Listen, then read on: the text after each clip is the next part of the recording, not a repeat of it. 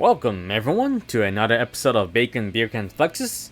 So today we're gonna deviate away from video game figures and look at something related to anime and manga. So what we have here today is this right here, Sakuragi Hanamichi from Slam Dunk. If you haven't already guessed, yes, Slam Dunk is about basketball. So the story follows Sakuragi Hanamichi, a delinquent who started playing basketball purely because he wants to impress the girl he likes. So as time goes on, he begins to enjoy the sport and genuinely wants to get better at it. So to me, what sets Slam Dunk apart from other basketball manga is that Sakuragi here has zero knowledge about the sport. So as a reader, I really do get the sense that I am progressing and learning together with him. And bonus points for being relatively grounded. So what I mean is that this manga has no typical anime style superpowers. This figure was first released back in 2017 for around 9,000 yen, or roughly $90 American. It's sculpted by Suzuki Tsuyoshi and designed by the great Inoue Takehiko, one of my all-time favorite manga artists. So this figure, it's manufactured by TK Holdings. And this is actually a maker I'm not too familiar with, but from what I've seen so far, the quality seems good.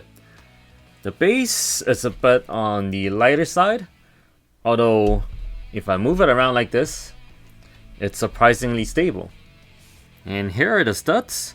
So these are what I consider the short and kinda useless plastic studs. Well, so far they're holding up okay, but over time, I'm a little worried they might deteriorate.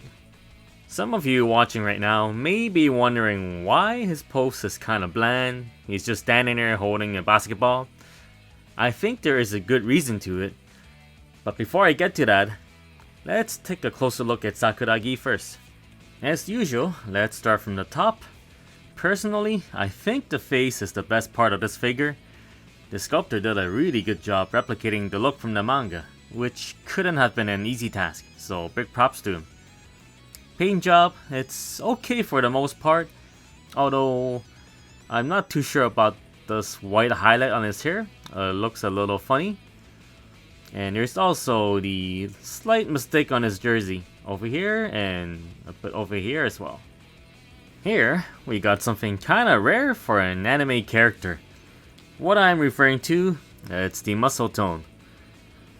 Most anime characters have cylindrical tubes for arms, so I'm pretty sure this is kinda unusual for the sculptor. But thankfully he pulled through, so that's good. And on top of that, there's lots of nice shading going on here, so that makes the arm looks even better. Moving on to the body, or more like his jersey in this case. There are lots of folds here to give it that loose and baggy feel. As for the paint job, outside of the mistakes I mentioned earlier, it's not too bad, with plenty of shadings and highlights. His shorts are more or less the same as his jersey, so I'm not gonna spend time talking about it. Instead, I want to talk about his shoes. So in the manga and anime, these are supposed to be Air Jordan 6, but I'm guessing due to copyright issues, they can only roughly replicate the looks of it, and of course, without the Nike logo. As for the paint job, it's a bit on the rougher side, as you can see here. Okay, so far so good, but now, let's go look for those seams. Sadly, there are two pretty obvious ones, so one down here, and one up here, and actually the same on the other side as well. But other than these ones, I didn't find any other ones, so it's alright, I guess. This is it for the review. I know I have a lot of personal bias for Slam Dunk, but I genuinely think this is a good looking figure. Especially if you consider the fact that it came from a not so well known manufacturer. I mentioned earlier there's a reason why Sakuragi's pose isn't as dynamic as it could be. I believe this is the reason why. So they made figures for the whole team, and if they gave everyone a sporty pose, then you wouldn't be able to put them together as a team like this. Thank you all for watching. If you got some spare time, go check out the Loot and Square podcast I'm part of. I also stream on Twitch on a regular basis. You can find the links in the over here. You can find the links in the description. And I'll see you all next time.